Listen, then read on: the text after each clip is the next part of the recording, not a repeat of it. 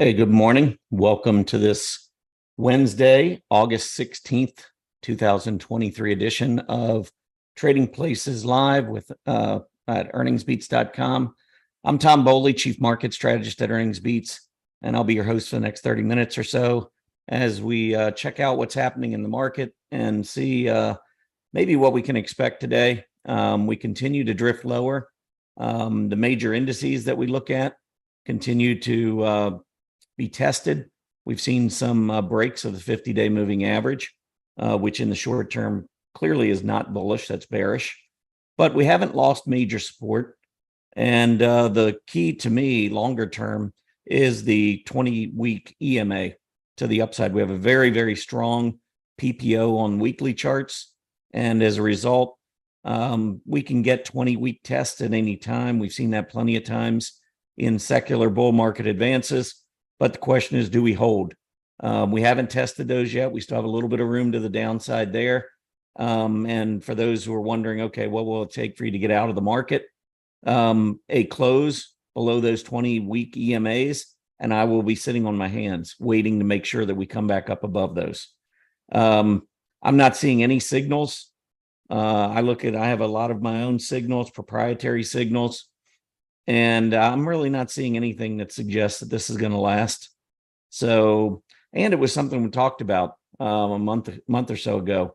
If you wanted to go back and take a look, you can pull up my YouTube video. It was a Your Daily 5 that I did. I think it was back on July 19th.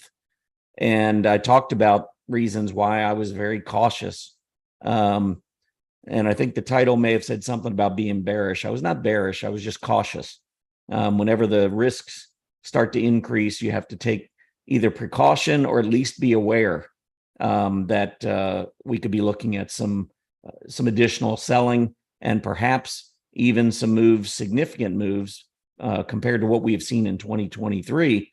There was the potential for a significant move to the downside, potentially. And again, this is, for me, is a worst case scenario down to those rising 20-week EMAs. And so nothing really has changed there for me. It's really difficult when you see these signs come up. I don't have signs that say the stock market's going to drop 3% or the stock market's going to drop 6% or we're going to get a 20-day test or we're going to get a 20-week test. All my signals tell me is to be careful that, and whatever that means to each individual. It could be that, hey, you're in the market. You don't want to be in the market. If it's cautious, you just want to kind of step to the sidelines. That could be your choice. It could be, hey, I got a bunch of stocks. I'm going to sell calls against these stocks. Just in case the market starts to go down, you pocket the call premium and, you continue to hold your stock. So that just buffers a little bit of downside action. For those who are more aggressive, you could short. I don't personally short secular bull markets. And I believe we're in one. I think we are continuing the one that we started back in April 2013. And I don't short once we start, moving back up into a secular bull market advance. Shorting's off the table for me. But for those who are aggressive and you see these warning signs as an opportunity maybe to switch from long to short, completely up to you. But obviously the choices are yours and that risk is yours as well. You just have to decide what these signals and caution, what this caution means for you. Quite honestly, I was expecting a move maybe down to the 20-day moving average, which we've seen and gone past on all the major indices. There's some support areas that I've been pointing out, the IWM in particular, right around that 188 level. We closed yesterday, I think, at 188.14 or 188.16. Actually, I can look at it at 188.14.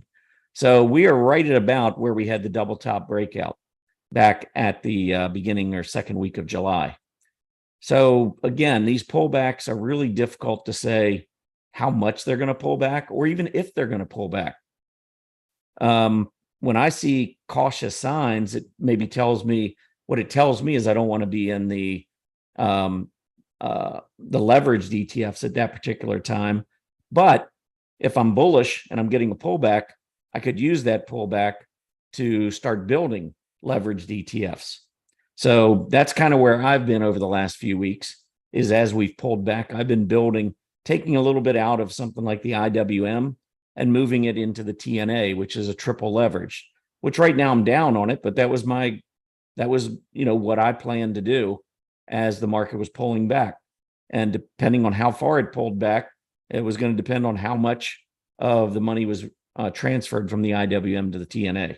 And I want to be clear that I own both. What I want to be long because I believe we're in a secular bull market advance.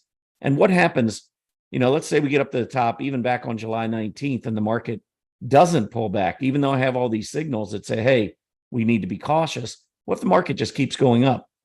And let's say I get out of, move into cash, or worse yet, I start shorting the IWM through one of the leveraged ETFs or whatever. What happens if the market keeps going up? I'm very bullish long term. So now the market's doing exactly what I think it's going to do long term, and I'm losing money because I'm in the short position. That for me is the worst situation. So I try to avoid it. And I'm saying this because we've had a couple questions come in, particularly from members, asking for me to clarify my position on the market. I don't know that I can be any clearer. I'm bullish long term. Bullish. Not partially bullish, cautiously bullish. I am bullish. I think in the fourth quarter, we're going to be setting all-time highs. We'll see. Maybe it goes in the first part of the year, but I think fourth quarter is going to be very strong.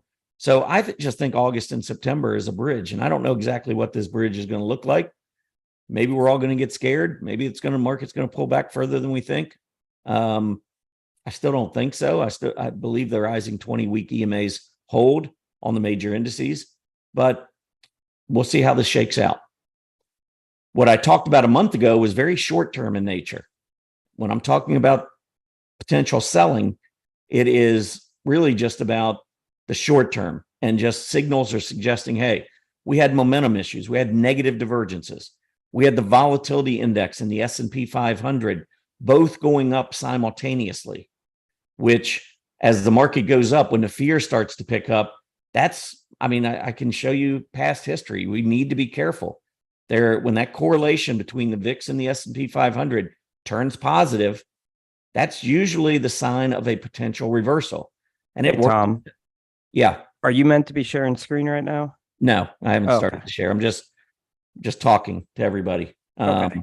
We'll get into the what happened yesterday in just a minute. But I've gotten some questions, and I just want to make sure. I don't want to cloud it with charts. I don't want to cloud it with anything. I just want to say where I stand at this point. So I am clearly bullish. Now, again, does that mean I'm going to just blindly follow leveraged ETFs and just hold them long term? No, I know that doesn't work.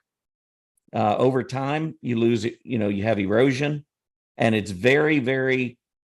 The odds are very slim that if you hold a leveraged ETF, a 3 times leveraged ETF, let's say for a year, the odds are very slim that at the end of a year, your 3 times ETF is going to outperform the regular ETF by 3 times. It's going to be something less than that because you have this erosion.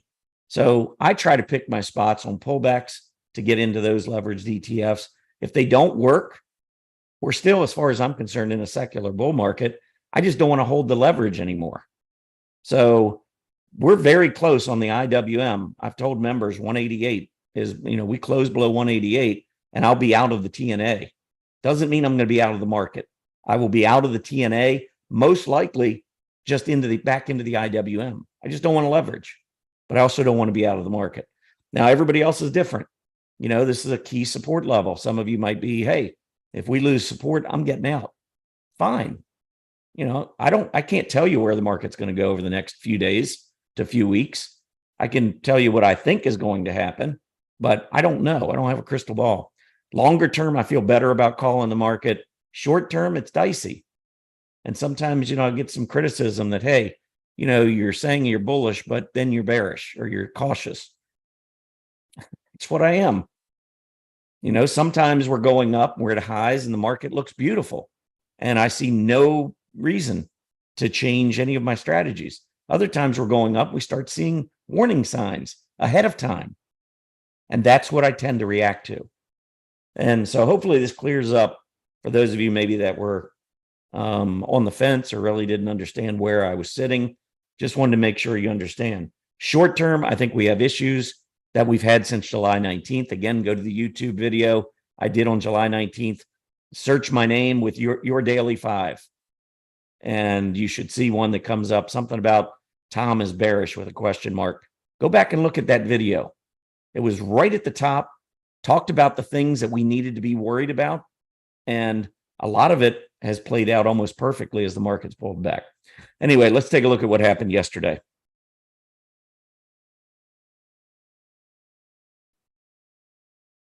All right. Yesterday, we saw the Dow Jones Industrial Average fall 361 points. S&P 500 down 52. NASDAQ 100 down 168. All 3 indexes down just slightly more than 1%. So they're all just kind of going down in similar fashion. Mid caps down 36 points. That was actually a little bit more, down 1.35%. And the IWM small caps down 1.32%. That was $2.50. Back down below the 190 level, below gap support, below the 50-day, and right about and slightly below the breakout level. You know, I was giving it a little bit of room down to 188. I think the high may have been like 188.30 or 188.32, something like that, on this double top. And so that's where we broke out. Yesterday, we actually came back down and tested it. Day before, we had a nice hammer in. It looked good. We didn't get all the way back down to that double top, but we got pretty close. Had a nice reversing candle, nice hammer. I thought that was it. And yet yesterday we went down again. You know, market does what it does. Transports. Yesterday also looked like it had printed, or the day before yesterday looked like it had printed a really nice hammer on the 20-day moving average. Yesterday that was gone, eliminated. Forget about that hammer at this point. We have now traded back down and closed below the 20-day. And with a slight negative divergence on the transports, wouldn't be surprised to see a 50-day test. I mean, that's what we've seen on all of our other major indices with negative divergences printing. From a sector perspective, energy down 2%, a little over 2%.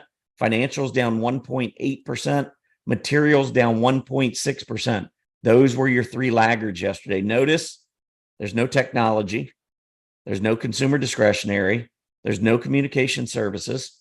Those groups already had pulled back, and we're starting to see, at least here recently, starting to see a little bit more rotation back into those groups. Will it mean anything? I don't know. Just telling you, that's what I'm seeing.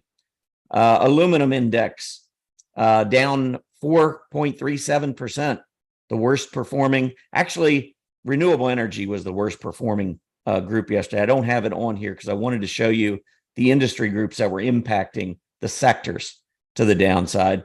But renewable energy actually dropped, I think, a little more than 5%, mostly because of First Solar, which was down about 5%.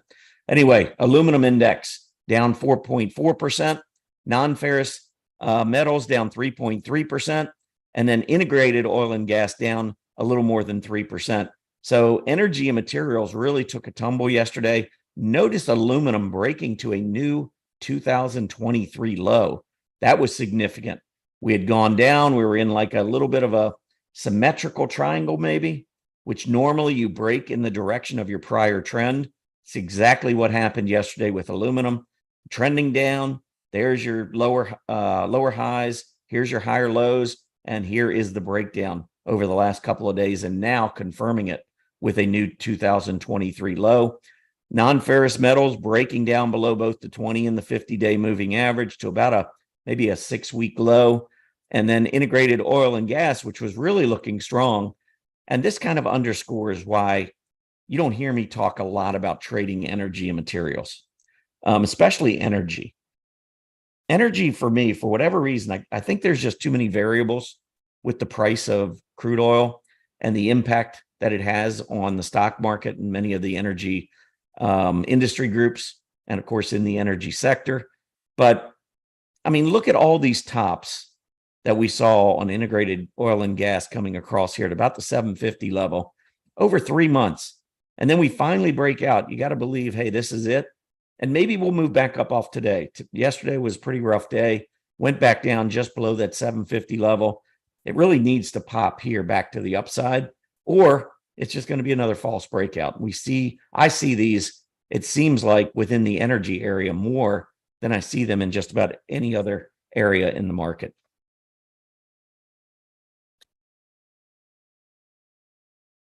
So it was not a good day. In fact, all the sectors were lower yesterday. Most industry groups were lower. Most of it, or some of it anyway, came at the opening gap. We saw gap downs, but we did see distribution a little bit yesterday. That's something we really haven't seen much. We've seen the AD lines continuing to move higher. You can see the Dow near its 52-week high. S&P and the NASDAQ both have pulled back a little bit with their sell-offs.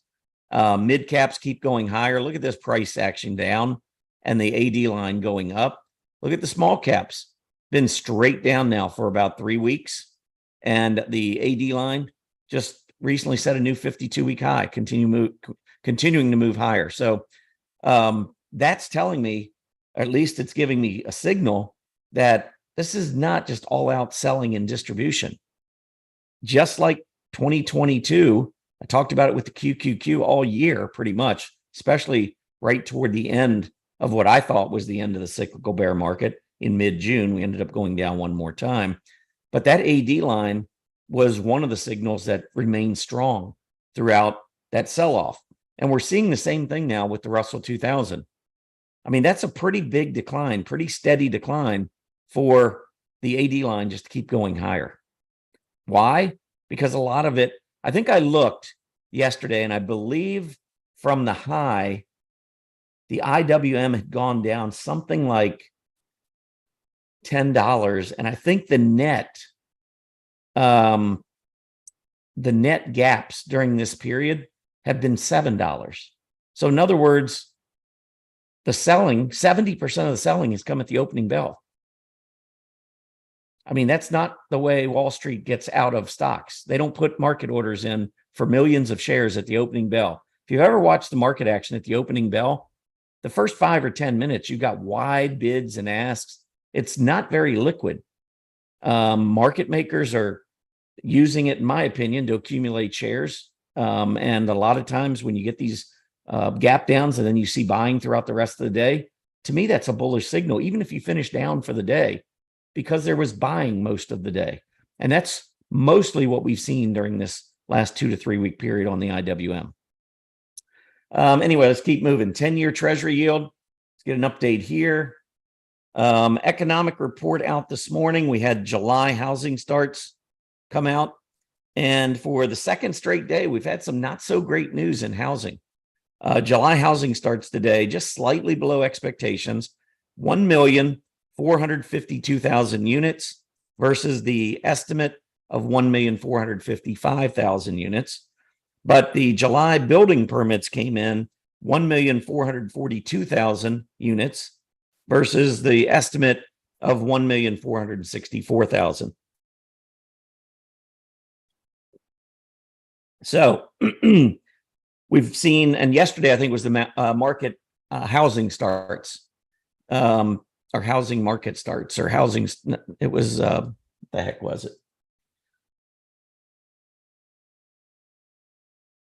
I'll tell you what it was.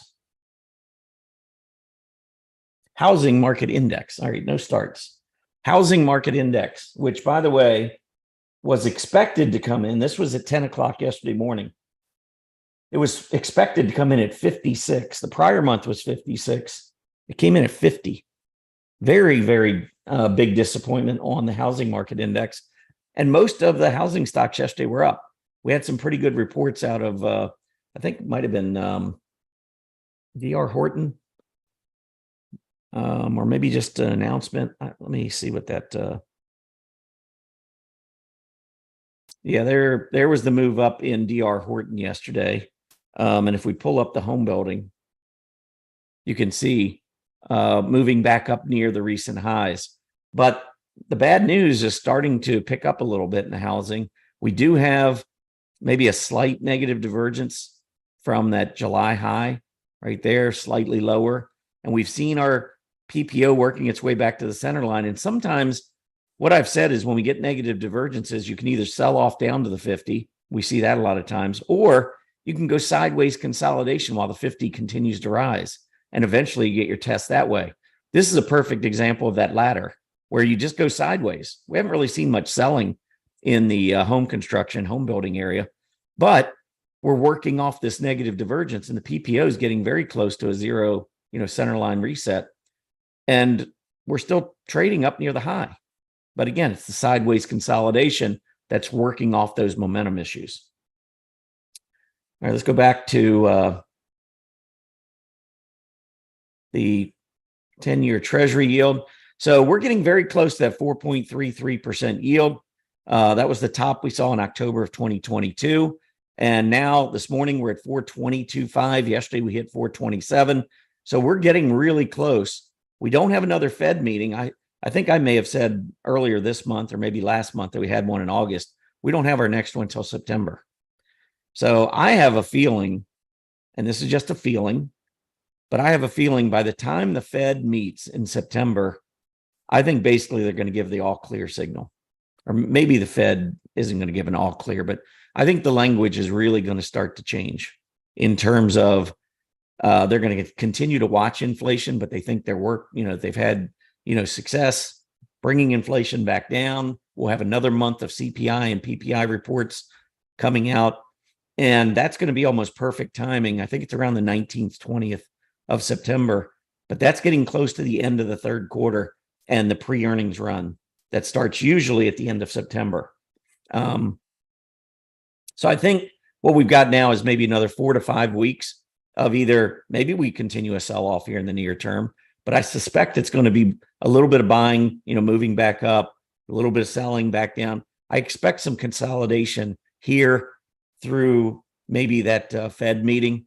And then maybe even with the Fed meeting, sometimes we get these head fakes. Maybe we pull back, but then I think we're going to rise. I think we're going to rise rapidly in the fourth quarter. I don't know what's going to happen to the interest rates because I just think, when we went from 3 or 4% down to zero, it was because of the pandemic. And now we've gone from zero back up above 4. And I think a lot of it is just normalization, getting back to what we used to look at as normal. 4% 10-year Treasury yield is not high. That is still historically a really good interest rate. I know it seems high because we've been seeing the Fed hiking, month after month, and we've seen the yield go up considerably in a fairly short period of time. But we saw the same thing on the opposite side. And I think with the cyclical bear market in 2022, I think a lot of that's been wrung out of the market. So I think we're normalizing. I've even said potentially we could break out. Yesterday's show, I mentioned that the 10-year Treasury yield's right back up where we were in October, but the stock market's nowhere near where it was back in October. We're up 1,000 points on the S&P 500. So the market is, I think, recognizing the stock market, that is, that we're just moving back to normal. And I'm not quite sure where that normal is, but I'm guessing it'll probably be in the 3 to 4%. At one point, I thought maybe we'd go back to 2.5. I don't know that we go back down that far, but maybe we get back down in the 3s, maybe even 3.5. I wouldn't be surprised maybe to test these other lows down here at some point down the road, but I don't think we're going to see 1%, 2% like we had seen with the pandemic. All right, quickly, actually, what I'm going to do is I'm not going to go over the major indices because the chart of the day, I'll show you a different approach, looking at it on a 60-minute basis, all the major indices. But let's first take a look over at earnings beats. And if you go to our homepage, earningsbeats.com, and you scroll down, we have a free newsletter. If you like the chart of the day, type in your name, email address, hit that subscribe button. No credit card required. You can unsubscribe at any time. It's completely free. It's just set up really just to provide some education. Things, the way I look at the market, things that are important to us at Earnings Beats. That's really the goal of it. So be sure to check that out. Also, we've got a live trading room coming up here starting at 10 a.m. Eastern, just a little bit more than 30 minutes from now. And market getting ready to open in about 5 minutes.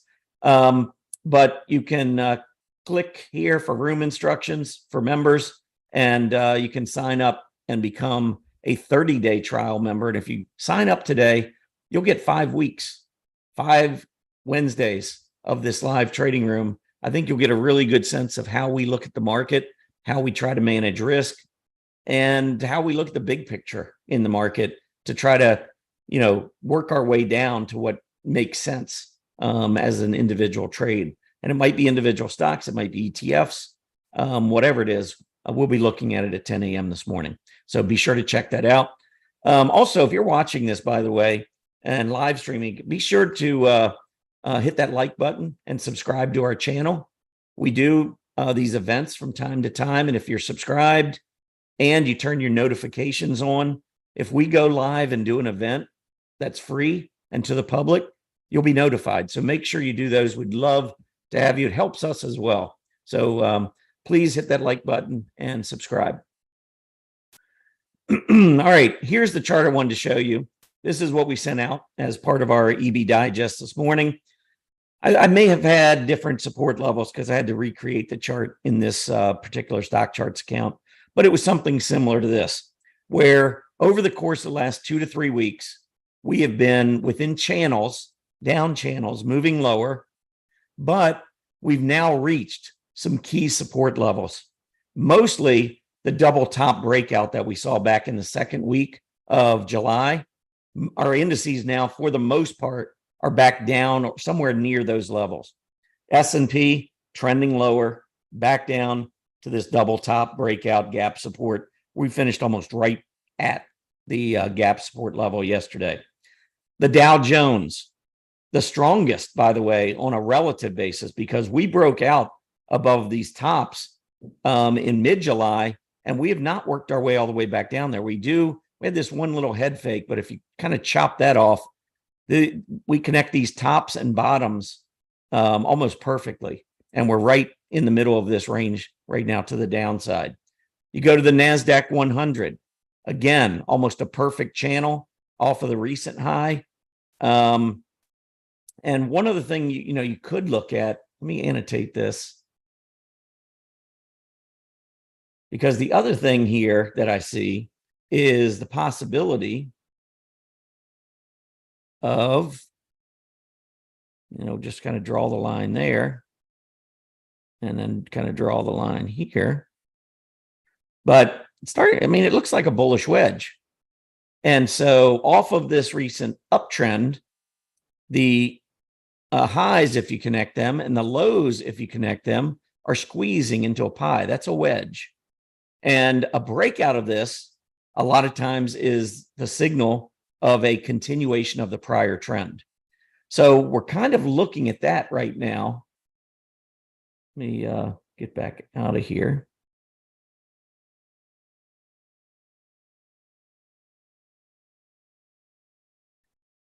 So any kind of a breakout above these channels, especially if we can get them all four simultaneously, that would be pretty bullish in the near term. And that might suggest, I don't think we go to all-time highs because, again, I think we still have to deal with the rest of August and September, but it could just be a small rebound.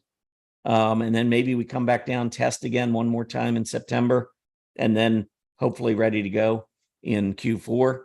But every one of these, here's the IWM. Here was the double top, which is pretty clear, right about that 188 level, just above 188. And we came down and we closed just below these tops. Now, remember, many of these tops are intraday, not closing. The closing resistance, like I said, was like 188.20 and 188.30, something. It might have been 188.10 and 188.30 on the double tops, or the double top that we had back in June and early July. But we're back down right to that level now. So this is an area we really need to watch. The thing is with the IWM is if it breaks the 188 level, I don't really see any support here on the hourly chart until we get down to 180. Now, that doesn't mean we go to 180, but that's the next support level I see. The other thing that I would mention here is if we pull up the S&P, I showed you price support on that 60-minute chart. Here's the weekly charts. Now, when you look at these secular bull market advances, you can see we occasionally go down and hit this 20-week, maybe even slightly below intra-week, and then come back up. That's been the pattern. I mean, we could go back 10 years.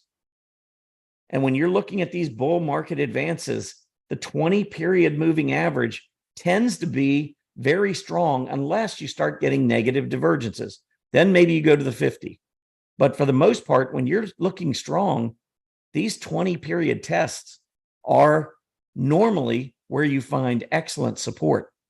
So we're still well above the 20 week moving average. That to me is what I'm talking about, is a line in the sand. Remember also, the August high was 4,300 on the S&P 500 that we took out. So from a more intermediate to longer term perspective, 4,300 was a major resistance level. It becomes a pretty important support level as well. So you take that 4,300 along with the 20-week moving average at 4,338, and that kind of sets a really important intermediate to longer term support area. And so that's why, to me, that is my line in the sand. As far as sticking with this uptrend, if we go down and we have weekly closes below there, I'm going to need to see us get back up above the 20-week before I'm going to be back on that, full 100% invested kind of a thing. So anyway, that's the S&P. I'm going to pull up the IWM because that's one of the, obviously we've been looking at and trading. The 20-week EMA is at 185.89, 186. So some of you might say, well, if we break 188, I'm okay with 186. The problem, obviously, is that I liked it at the 20-day. It broke. There was gap support at 189.20, I think. That broke. Price support now, 188.30. That broke, even though it was just barely, but that broke. And now we're talking about this 20-week. All of those levels potentially could come into play based on what we saw back in July. Obviously, worst case scenario, in my opinion, was going back down to that 20-week moving average. We're not far on the IWM. So we'll see what happens, but I fully expect that this triple top, we are going to break back out above it. Is it going to happen in August and September? I don't know, but I think by the fourth quarter, we will be in the 200s on the IWM. That's my feeling, my opinion. All right, it is 9:33. Let me just show you. I'm going to show you two charts that I showed back on July 19th in that video, the YouTube Your Daily 5 video. Go back and search it and look at it. And I had a couple comments. I mean, I'm not even responding to some people on YouTube. Had a couple say, or one in particular said, this was such a wrong prediction or something. I'm like, I don't even know what to say to that. I mean, it pretty much has panned out perfectly. But anyway, the S&P 500, if you look at the correlation between the S&P 500 and the VIX, we saw it back at the beginning of January. I got really bullish. I wrote very bullish article in my Trading Places blog at Stock Charts. I also did a video, I think it was on January 5th or 6th. I said, we're about to explode to the upside.